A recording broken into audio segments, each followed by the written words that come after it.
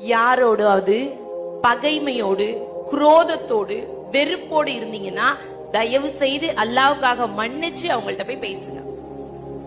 கோவத்தோடு, பகைமையோடு, பொறாமையோடு, வெறுப்போடு, காழ்ப்புணர்ச்சியோடு தயவு செய்து ரமலானை அடையாதீங்க. ரமலான் மன்னிப்பை பெற்று தரக்கூடிய மாதம். ரமலான் அப்படிங்கிறது அல்லாஹ்விடத்துல நன்மையை பெற்று தரக்கூடிய மாதம்.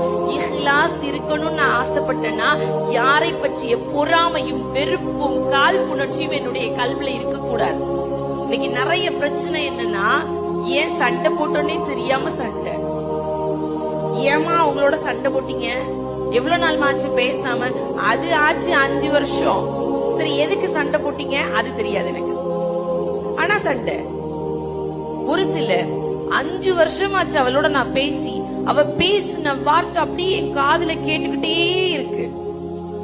சகோதரிகளே, குர்ஆனுடைய வார்த்தையை மனனம் செய்ய வேண்டியது நம்முடைய கல்வி, இந்த வார்த்தைகளே கிடையாது. அல்லாஹ்வுக்காக மன்னிக்கணும்னு நினைங்க. அல்லாஹும்ம இன்னக அஃபுவுன் துஹிப்புல் அஃவ ஃபஅஃபு அன்னி. இறைவா, நீ மன்னிக்க கூடியவன், மன்னிப்பதை விரும்புகிறாய், என்னை நீ மன்னின்னு நான் அல்லாஹ்ட்ட கேட்டேன்னா யோசிச்சு பாருங்க. அல்லாஹ் நம்மள கேக்குற மாதிரி, நீ யார மன்னிச்ச, உன்னை நான் மன்னிக்கன்னு கேட்டா எப்படி அல்லாஹ்ட்ட மன்னிப்பை கேட்பான்? Download ShareChat.